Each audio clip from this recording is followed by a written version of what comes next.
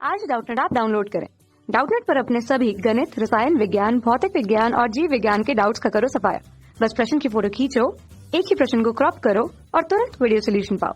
अभी डाउनलोड करें। Hello students, तो हमारे पास एक प्रश्न है। प्रश्न में हमसे बोला है कि एक खिलाड़ी एक गेंद को 29.4 मीटर प्रति सेकंड के वेग से ऊपर की ओर फेंकता है। तो ये हमारे पास उसकी चाल है। अब प्रश्न में ये चौथा प्रश्न है उसका कि गेंद कितनी ऊंचाई तक ऊपर उठती है और कितनी देर बाद खिलाड़ी के हाथ में वापस आती है। जी, हमें यहाँ पे जो प्रयोग करना है वो हमारे पास 9.8 मीटर प्रति सेकंड का वर्ग है तथा वायु का प्रतिरोध नगण्य है। इसका मतलब क्या है कि जो वायु में किसी तरह का हम प्रतिरोध को हमें मानना नहीं है।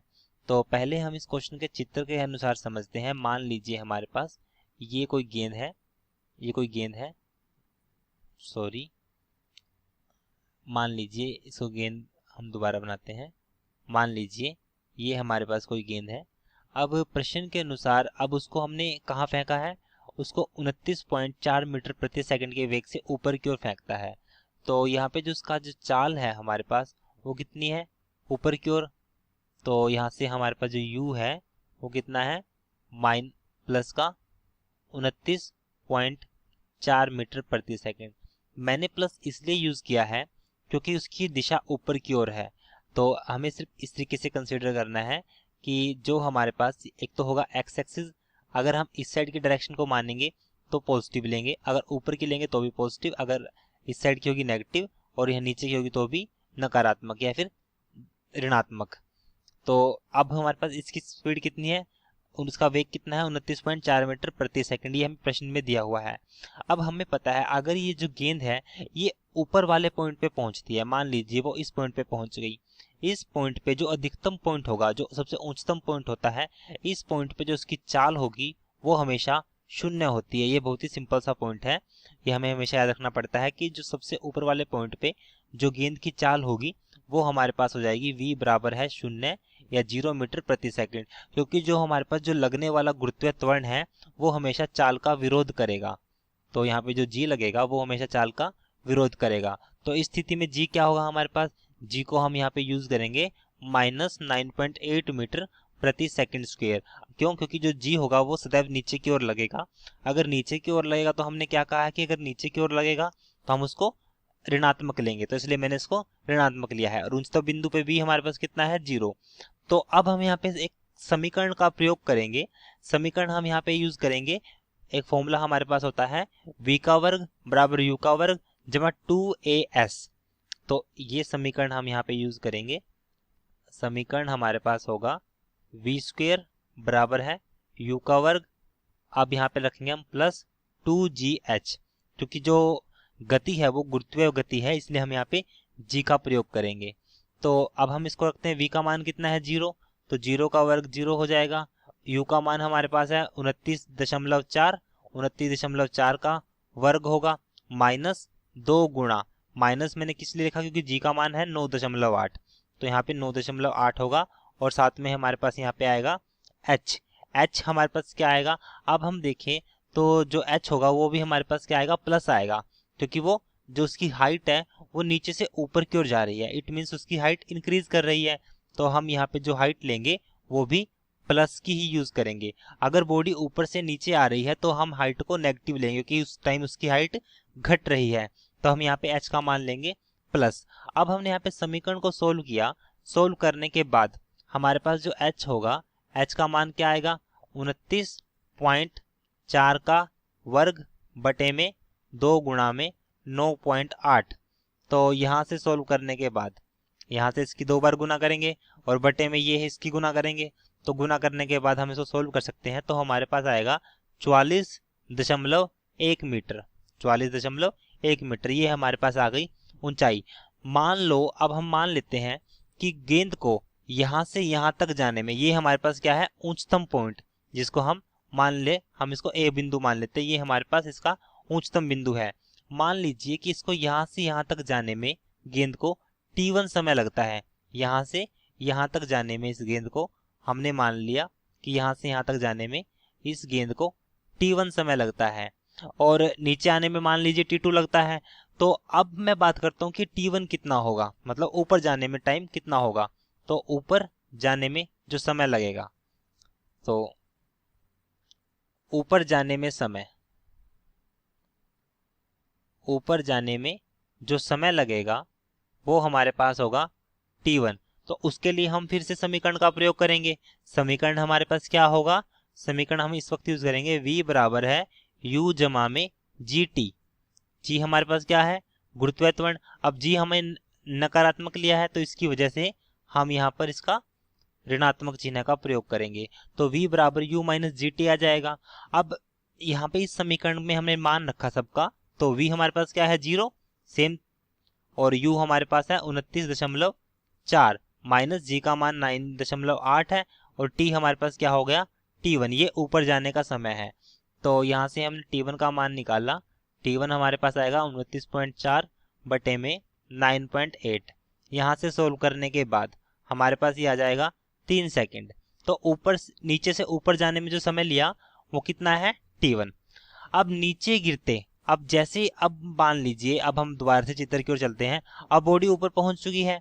अब ऊपर से हमें क्या करना है, इसको नीचे गिरना है। नीचे गिरेंगे, जब इसको नीचे गिरेगी ये बॉडी, तो उस वक्त मान लीजिए नीचे से अब ऊपर से नीचे आने में जो समय लेगी, वो मान लीजिए वो ऊपर से नीचे आने में जो समय लेगी वो मान लीजिए वो हमारे पास होगा T2।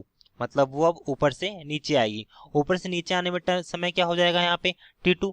तो हमने ऊंचाई हमारे पास क्या है h। तो अब इस वक्त इसकी जो शुरुआती जो इनिशियल वेलोसिटी होगी, या फिर हम इसको बोल सकते हैं जो इसका प्रारंभिक वेग होगा, अब इस स्थिति में अब हम यहाँ पे जो बात कर रहे हैं वो हमारे पास है, हम यहाँ पे बात करेंगे चित्र को देख देख के, कि अब हम बात कर रहे हैं उसको ऊपर से नीचे जाने की कंडीशन। ऊपर से नीचे जाने में जो गेंद है वो ऊपर से नीचे आने में समय, आने में समय।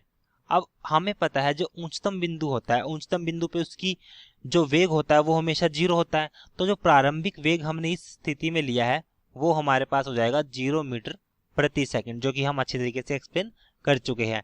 मान लो अब इस समय जो इसकी ऊंचाई है h, जो कि हम पहले ही मान चुके हैं, वो हमारे पास कितनी है, ऊंचाई क्या है यहाँ पे h। ऊंचाई हमारे पास यहाँ पे h है, जो कि प्लस का चिन्ह होगा। अब ऊंचाई हमारे पास यहाँ पे h है। अब ऊंचाई हमारे पास यहाँ पे h है, तो अब हम यहाँ पे जो समीकरण यूज करेंगे जहाँ पे h का भी प्रयोग हो, u का भी प्रयोग हो और टाइम का भी प्रयोग हो, और यहाँ पे जो टाइम मान लो कि ऊपर से नीचे आने में समय क्या माना हमने T2, ये हमने समय माना है T2, जहाँ पे T2 का भी प्रयोग हो। और यहाँ पे जो गुरुत्वीय त्वरण है वो हमारे पास माइनस जी मीटर जी है, यूनिट है इसकी, बाद में हम यूज करेंगे इसकी न्यूमेरिक वैल्यू के साथ। तो अब हम दोबारा से समीकरण यूज करते हैं। तो यहाँ पे समीकरण लगाएंगे h बराबर है ut जमा 1/2 AT स्क्वेयर। तो h हमारे पास प्लस का है और ut माइनस 1/2 a हमारे पास g, और t हमारे पास है T2 का वर्ग। तो यहाँ तक समझ गए। अब u हमारे पास क्या है 0, अगर ये 0 तो ये सारी टर्म 0 हो जाएगी। तो यहाँ से हमारे पास आएगा h बराबर है, अब h बराबर यहाँ पे होगा। तो समीकरण को फिर से सोल्व किया, तो समीकरण को सोल्व करने के बाद हमारे पास क्या आएगा, h बराबर है 1/2 GT स्क्वेयर। अगर हम सिर्फ मैग्नीट्यूड की बात करें, क्योंकि इसमें जो समय होगा वो कभी नेगेटिव नहीं होगा, इसलिए हम इसको प्लस लेना पड़ेगा हमें। सिर्फ जो माइनस जो चिन्ह हम यहाँ पे यूज कर रहे हैं वो सिर्फ इसकी दिशा को प्रदर्शित करेगा, 1/2 GT2 का वर्ग। तो अब हम नहीं वैसे मान सकते हैं हम कि जब ऊपर से नीचे आएगी तो हाइट होगी उसकी वो तो माइनस होगी, जो कि हम पहले ही बता चुके हैं आपको। तो यहाँ पे जो ऊंचाई होगी वो माइनस होगी, ताकि हमारा जो लॉजिक है वो रोंग ना पड़े। तो हम यहाँ पे जो h हो लेंगे उसको नकारात्मक ही लेंगे, क्योंकि उस समय जब बॉडी ऊपर से नीचे आ रही है तो उसकी हाइट घट रही है। तो घटने की वजह से हम यहाँ पे माइनस h लेंगे, सॉरी फॉर डैट। तो यहाँ पे माइनस से इसका माइनस कट जाएगा। अब ये बिल्कुल अच्छे तरीके से क्लियर है। तो यहाँ से h is equal to 1/2 G2T square आ गया। तो अब यहाँ से हमने मान h हमारे पास क्या होगा, हाइट, हाइट का हम मान अभी नहीं निकालेंगे, वैसे हम हाइट का मान निकाल चुके हैं, जो कि हमारे पास 44.1 मीटर प्रति सेकंड है, जिसका मान हमारे पास वही रहेगा 44.1 बराबर है 1/2 गुणा में g का मान 9.8 और T2 का वर्ग। तो यहाँ